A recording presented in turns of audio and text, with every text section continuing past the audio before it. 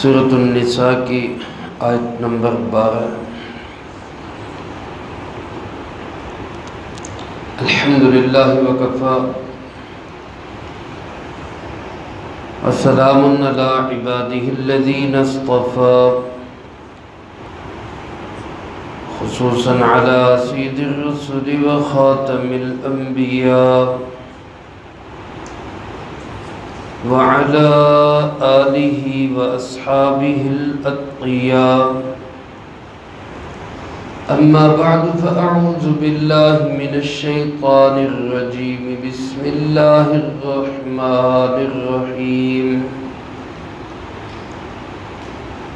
وَإِن كَانَ رَجُلٌ يُورَثُ كَلَالَةً أَوِ امْرَأَةٌ وَلَهُ أَخٌ أَوْ أُخْتٌ فَلِكُلِّ وَاحِدٍ مِّنْهُمَا السُّدُسُ، فَإِن كَانُوا أَكْثَرَ مِنْ ذَلِكَ فَهُمْ شُرَكَاءُ فِي الثُّلُثِ مِنْ بعد وصية يوصى بها أو دين غير مضار، وصية من الله، والله عليم حليم۔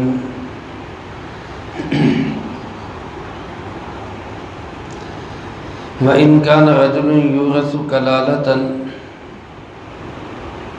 اور اگر کوئی مرد جو وارث بنایا جائے کلالہ ہونے کی حالت میں، او امرأۃ، یا عورت اسی حالت میں وارث بنائی جائے، وَلَهُ أَخٌ أَوْ أُخْتٌ، اور اس کا ایک ہی بھائی ہو یا ایک ہی بہن ہو، فَلِكُلِّ وَاحِدٍ مِّنْهُمَا السُّدُسُ، تو ان میں سے ہر ایک کے لیے چھٹا حصہ ہے۔ فَإِن كَانُوا أَكْثَرَ مِنْ ذَلِكَ، اور اگر وہ ایک سے زیادہ ہیں، فَهُمْ شُرَكَاءُ فِي الثُّلُثِ، تو وہ ایک تہائی میں برابر کے شریک ہوں گے، من بعد وصیہ، اس وصیت کے بعد، یوصی بہا، جو کی گئی ہے، او دین، یا قرض کی ادائیگی کے بعد، غیر مضار، اس حالت میں کہ کسی کو نقصان نہ پہنچایا جائے، وصیۃ من اللہ، یہ تاکیدی حکم ہے اللہ رب العالمین کی طرف سے، واللہ علیم حلیم، اور اللہ پاک جاننے والے بھی ہیں، بڑے حوصلے والے بھی ہیں۔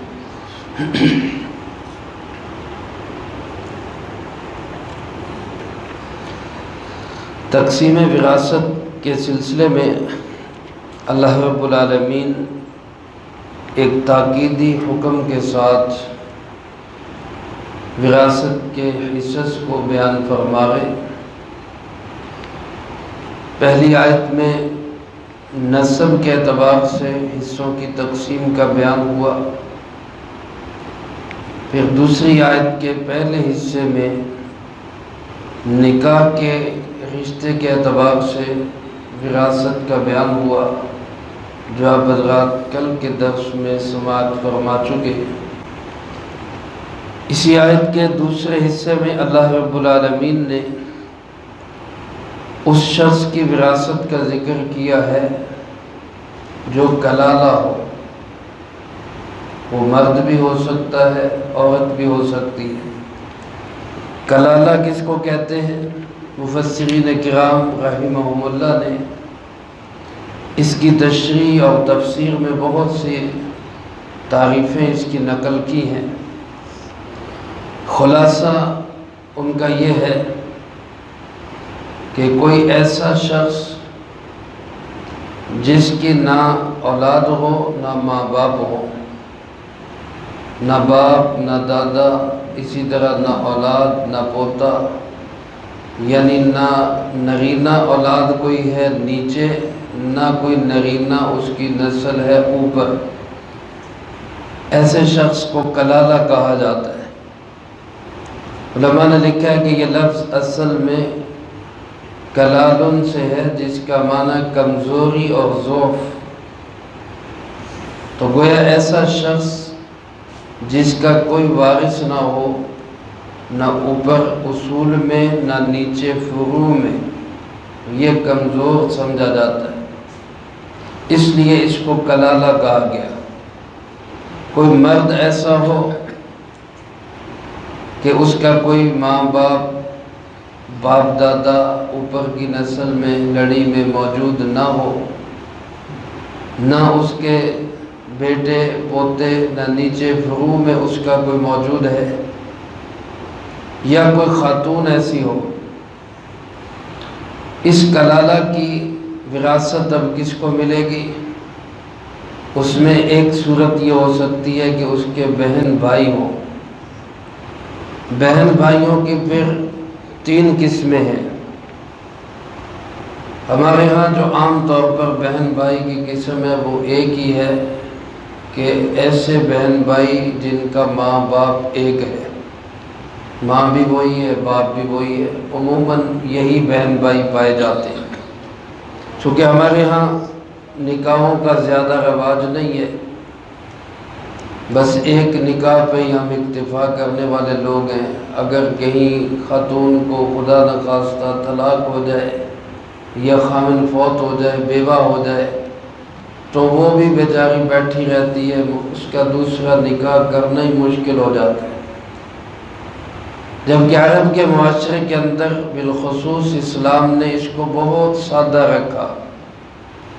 بیوہ عورتیں یا مطلقہ عورتیں اپنا نکاح کر لیا کرتی تھی، ان کے ورثاء بھی ان کا نکاح کر دیا کرتے تھے۔ اس کے نتیجے میں ایسے بھائی بہنیں بھی ہوتی تھی جن کا باپ ایک ہے، ماں الگ الگ ہے۔ ان کو شریعت کی اصطلاح میں کہا جاتا ہے اللاتی بھائی بہن۔ پہلے جو ہیں وہ حقیقی بھائی بہن جن کا ماں باپ ایک ہے، حقیقی بہن بھائی، اور یہ جن کا باپ ایک ہے ماں الگ ہے، ان کو کہا جاتا ہے اللاتی بھائی بہن۔ اور ایسے بھی ہوتے تھے جن کی ماں ایک ہے باپ الگ الگ ہے، ماں نے دوسری شادی کی، اب ایک خامن سے اولاد پیدا ہوئی، پھر دوسرے خامن سے ہوئی، تو اب باپ ان کے الگ ہیں، ماں ایک ہے۔ ایسے بہن بھائیوں کو شریعت کی اصطلاح میں کہا جاتا ہے اخیافی بھائی بہن۔ یہاں جس وراثت کا ذکر ہے یہ وہی اخیافی بھائی بہن، ان کی وراثت کا ذکر ہے، یعنی ایسے بھائی بہن جن کی ماں ایک ہے باپ الگ الگ ہیں، ان کی وراثت کیسے ہوگی، کیا حصے ہوں گے اس کے؟ جو حقیقی بھائی بہن ہیں یا جو اللاتی بھائی بہن ہیں، یعنی جن کا باپ ایک ہے، ان کی وراثت کا ذکر اللہ پاک نے اسی سورۃ مبارکہ کی آخری آیت میں وہاں فرمایا ہے، 6 پارے کے اندر۔ اس لیے مفسرین کرام رحمہم اللہ اور پوری امت کے علماء کا اس بات پہ اجماع ہے کہ یہاں جس بھائی اور بہن کی وراثت کا ذکر ہے وہ بھائی بہن ہیں جن کی ماں ایک ہو، جن کو اخیافی بھائی بہن کہا جاتا ہے۔ تو اللہ پاک نے اس کا حصہ بیان کرتے ہوئے ارشاد فرمایا کہ مرد یا عورت کلالہ شکل میں اگر ہو، یعنی اس کے اصول و فروع میں کوئی موجود نہ ہو اور اس کا وارث بن رہا ہے وَلَهُ أَخٌ أَوْ أُخْتٌ، ایک بھائی ہے یا ایک بہن ہے۔ میں عرض کر چکا ہوں یہاں بھائی بہن سے مراد ماں شریک بھائی بہن ہے جن کی ماں ایک ہو، اخیافی بھائی بہن۔ اس کی وجہ کیا ہے؟ ایک تو قرآن کریم کی ایک قرأت یہاں پہ یوں ہے وَلَهُ أَخٌ أَوْ أُخْتٌ مِّنَ الْأُمِّ۔ بعض صحابہ اکرام رضی اللہ تعالیٰ مجمعین کی قرأت میں یہاں من الام کا لفظ بھی ہے۔ اب وہ اگرچہ قرأت میں تو نہیں ہے کیونکہ متواتر نہیں رہا، لیکن حکم میں اب بھی باقی ہے کہ یہاں سے مراد اخیافی بھائی بہن ہے، اور اس کی وجہ یہ کہ یہاں ان کا جو حصہ بیان ہو رہا ہے اس میں اور آگے جو حقیقی بھائی بہنوں کا حصہ بیان ہو رہا ہے اسی صورت کے آخری آیت میں ان دونوں کے حصوں میں بھی فرق ہے۔ اللہ پاک نے یہاں ان کے حصے کو بیان کرتے ہوئے فرمایا فَلِكُلِّ وَاحِدٍ مِّنْهُمَا السُّدُسُ، یہ اخیافی بھائی یا بہن اگر ایک ہو، یعنی ایک بھائی ہو یا ایک بہن ہو، تو اس کو ملے گا چھٹا حصہ 1/6۔ اور فَإِنْ كَانُوا أَكْثَرَ مِنْ ذَلِكَ، اگر یہ اخیافی بھائی بہن ایک سے زیادہ ہے، یعنی 2 بھائی ہیں یا 1 بھائی 1 بہن ہے یا 2 بہنیں ہیں، اس صورت کے اندر فَهُمْ شُرَكَاءُ فِي الثُّلُثِ، یہ سب کے سب تہائی میں شریک ہوں گے۔ یہی فرق ہے یہاں پر کہ حقیقی بھائی بہنوں کا حصہ جہاں بیان ہوا وہاں سب کو برابر شریک نہیں بنایا، بلکہ وہاں فرمایا لِلذَّكَرِ مِثْلُ حَظِّ الْأُنثَيَيْنِ، بھائی کا ڈبل حصہ ہوگا، بہن کا سنگل حصہ ہوگا، یا یوں کہہ لیں کہ جتنا بھائی کا ہوگا بہن کا اس سے آدھا ہوگا، حقیقی بھائی بہن کا اور اللاتی بھائی بہن کا۔ لیکن جو اخیافی بھائی بہن ہیں ان کا اگر یہ 2 یا 2 سے زیادہ ہوں تو 1/3 میں برابر کے شریک ہوں گے، جتنا بھائی کا حصہ اتنا ہی بہن کا حصہ ہے۔ اس میں یہ نہیں ہوگا کہ بھائی کا ڈبل اور بہن کا سنگل، یا بھائی کا 1 اور بہن کا آدھا، یہ اخیافی بھائی بہنوں میں یہ نہیں ہے۔ تو اسی حصوں کی تفصیل سے پتہ چلتا ہے کہ یہ بھائی بہن اور ہیں، اور جن بھائی بہنوں کی وراثت کا ذکر اس سورت کی آخری آیت میں ہے وہ بھائی بہن اور ہیں۔ یہاں جو بھائی بہن مراد ہیں وہ ہیں جن کی ماں ایک ہو۔ اللہ پاک فرماتے ہیں اگر یہ 2 یا 2 سے زیادہ ہوں تو یہ سب 1/3 میں برابر کے شریک ہوں گے۔ یہاں پھر فرمایا من بعد وصیۃ یوصی بہا، اس وصیت کے بعد جو وصیت کی گئی، یعنی پہلے وصیت نافذ کی جائے گی اور اس سے بھی پہلے او دین، قرض ادا کیا جائے گا۔ اس کی تفصیل میں پہلے عرض کر چکا ہوں۔ حضرت علی کرم اللہ وجہہ فرماتے ہیں کہ آیت مبارکہ کے الفاظ کی ترتیب سے کوئی دھوکے میں نہ رہے کہ وصیت کا ذکر پہلے اور قرض کا بعد میں۔ ترتیب صحیح یہ ہے کہ قرض پہلے ادا کیے جائیں گے اور وصیت بعد میں نافذ کی جائے گی۔ اگر کسی شخص نے اتنا ہی مال چھوڑا کہ بمشکل اس کے قرض ہی ادا ہو رہے ہیں تو پھر قرض ہی ادا کیے جائیں گے، اس کی وصیت پوری نہیں کی جائے گی۔ اور اگر کسی نے اتنا چھوڑا کہ قرضوں کی ادائیگی کے بعد کچھ مال بچ گیا تو پھر 1/3 یعنی 1/3 میں وصیت نافذ کی جائے گی اگر اس نے کوئی وصیت کی ہے تو، اور اس کے بعد جو بچے گا 2/3 مال، یا اگر وصیت نہیں کی تو قرضوں کی ادائیگی کے بعد کل مال اس کی پھر ہوگی تقسیم وراثت۔ آگے اللہ پاک نے ایک بڑا خوبصورت لفظ ارشاد فرمایا جس میں ہمارے لیے ایک بہت بڑا سبق ہے۔ فرمایا غیر مضار، یہ وراثت کی اور حصوں کی تقسیم اس طرح ہونی چاہیے کہ کسی کو تکلیف پہنچانا مقصود نہ ہو، کسی کو ضرر پہنچانا مقصود نہ ہو۔ مثال کے طور پہ اب ایک آدمی اولاد سے ہی تنگ ہے، تو کہتے ہیں میرے مرنے کے بعد ان کو اب وراثت ملے گی تو میں ان کو وراثت سے ہی محروم کرتا ہوں، میں یہ سارا مال مسجد میں جا کے دے دیتا ہوں، میں یہ سارا مال مدرسے میں جا کے دے دیتا ہوں، میں یہ سارا مال کسی غریب کو جا کے دے دیتا ہوں۔ یہ اب جو دے رہا ہے یہ اللہ کے لیے نہیں دے رہا، صرف وارثوں کو اس کے حصے سے محروم کرنے کے لیے دے رہا ہے۔ اللہ پاک فرماتے ہیں یہ کوئی قابل قبول نہیں ہے، یہ نقصان پہنچا رہا ہے، اس کا کوئی قابل قبول نہیں ہوگا۔ بلکہ ایک حدیث مبارک کا مفہوم ہے کہ آدمی 60-70 سال اللہ کی عبادت کرتا رہتا ہے اور پھر کسی وارث کو وراثت سے محروم کرتا ہے تو یہ شخص جہنم کے اندر جائے گا۔ کیونکہ وراثت کا جو حصہ ہے یہ اللہ کی طرف سے طے ہے، کسی کو یہ حق نہیں ہے کہ وہ کسی وارث کو محروم کرنے کی نیت سے مال کو خرچ کرے، یا مثلا اب اس کو خطرہ ہے کہ میرے بعد اولاد میری ہے نہیں، بھائی وارث بنیں گے، بہنیں وارث بنیں گی، تو میں بھائیوں کو مال کیوں دوں؟ اب کسی دوست کے متعلق کہہ دیتا ہے جی میں نے تو اپنے دوست کا جو ہے نا اتنا قرضہ دینا ہے، ایسے ہی جھوٹ موٹ میں نے تو اس کا قرضہ دینا ہے تاکہ میرے دوست کو مال مل جائے، بھائی کو نہ ملے۔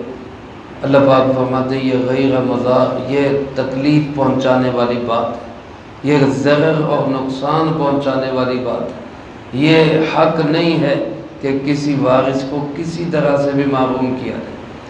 وصیت کر دیتا ہے جی میرا سارا مال۔ اللہ کے محبوب صلی اللہ علیہ وسلم کی خدمت میں ایک صحابی حاضر ہوئے اور عرض کی اللہ کے محبوب میں اپنا کل مال اللہ کی راہ میں خرچ کرنا چاہتا ہوں۔ آپ نے فرمایا نہیں قبول، واپس لے جاؤ اس کو، کل مال۔ ہر ایک تو ابو بکر جیسا جذبہ نہیں رکھتا کہ اس کا کل مال قبول، واپس لے جاؤ۔ انہوں نے کہا جی اچھا چلیں آدھا لے لیں۔ آپ نے فرمایا نہیں آدھا بھی قبول نہیں ہے، سارے عمر جیسے بھی نہیں ہوتے کہ آدھا قبول ہو جائے۔ انہوں نے پھر کہا اچھا 1/3، 1/3۔ آپ نے فرمایا چلو 1/3 قبول ہے، لیکن یہ 1/3 بھی بہت زیادہ ہے، جن کا حق ہے اصل ان کو ملنا چاہیے۔ تو ماں باپ بڑے جو دنیا میں جن کو اللہ نے جو کچھ دیا ہے وہ اس چیز کو پیش نظر رکھا کریں کہ یہ اصل ہمارا نہیں۔ ہاں اس میں سے خیر کے کاموں میں، اپنی صحت میں، اپنی زندگی میں، اپنی آخرت کے لیے وہ جتنا خرچ کریں، شریعت نے اس پہ کوئی پابندی نہیں لگائی، لیکن نیت اندر یہ ہو، اندر تو اللہ جانتا ہے نا، نیت اندر یہ ہو کہ میں اس لیے خرچ کر رہا ہوں ان کو نہ ملے، یہ چیز اللہ رب العالمین فرماتے ہیں یہ پھر تکلیف دینے والی بات ہے، یہ ضرر پہنچانے والی بات ہے۔ اور اس کے ساتھ فرمایا وصیۃ من اللہ، یہ تاکیدی حکم ہے اللہ کی طرف سے۔ وراثت کے یہ حصوں کی تقسیم یہ کوئی ایسے نہیں، بلکہ یہ اللہ کا تاکیدی حکم ہے، اس کو لازمی نافذ کرو۔ فرمایا واللہ علیم حلیم، یاد رکھو کہ ہر چیز کو جاننے والا بھی کون ہے؟ اللہ، اور اللہ ایسا ہے کہ اگر اس کے حکموں کو توڑا بھی جائے تو وہ بڑا ہی بردبار اور حوصلے والا ہے۔ تو اگر تمہیں کسی وارث کی طرف سے نقصان پہنچایا گیا ہے، بعض اوقات ماں باپ کہتے ہیں اولاد نے ہمیں تنگ کیا ہے، تو اللہ پاک نے اپنی صفت حلیم ذکر کر کے اس طرف اشارہ کر دیا کہ اللہ حلیم ہے، تم بھی حلیم بنو، حوصلے والے بنو، اور اپنی تکلیفوں پریشانیوں کو ختم کر کے، معاف کر کے دوسروں کا جو حق ہے وہ ان کو ادا کرو۔ کتنی پیاری خوبصورت ہدایات ہیں، آج ہمارے معاشرے میں کس قدر کمی ہے ان ہدایات میں۔ بہنوں کو، بیٹیوں کو وراثت میں اول حصہ دیا ہی نہیں جاتا، کوئی بڑی نیکی کرے دے تو پھر معاف کروا لیتے ہیں، جی بہنوں نے معاف کر دیا، حالانکہ حق یہ ہے کہ ان کے ہاتھ میں دیا جائے، ان کو قبضہ کیا جائے، ان کے حوالے کیا جائے، پھر دیکھتے ہیں کہ کون معاف کرتا ہے۔ میں پہلے بھی ایک دفعہ یہ عرض کر چکا ہوں کہ ہمیشہ یوں ہی کیوں ہوتا ہے کہ بہنیں ہی معاف کرتی ہیں، کبھی یہ کیوں نہیں ہوتا کہ بھائی کہیں جی ہم نے معاف کر دیا، ہم نے اپنا بہنوں کو دے دیا۔ ہمیشہ یوں ہی ہوتا ہے کہ بیٹیاں معاف کرتی ہیں، کبھی یہ کیوں نہیں ہوتا کہ بیٹوں نے کہا ہو کہ جی ہم نے معاف کیا، ہم اپنی بہنوں کو یا اپنے والد کی بیٹیوں کو ہم دیتے ہیں۔ تو میرے عزیز دوستو، اسلامی تعلیمات پر اگر عمل پیرا ہم ہو جائیں تو معاشرے میں بڑی خوبصورتیاں نظر آئیں۔ اللہ مجھے آپ کو سب کو ان تمام احکامات کو سمجھنے کی، عمل کرنے کی اور دوسروں تک پہنچانے کی توفیق عطا فرمائے۔ اللہم انت السلام ومنک السلام، تبارک ربنا وتعالیت یا ذا الجلال والاکرام۔ اللہم اعنا علی ذکرک وشکرک وحسن عبادتک۔ اللهم احسن عاقبتنا في الأمور كلها وأجرنا من خزي الدنيا وعذاب الآخرة. اللهم باقية كباقية الوليد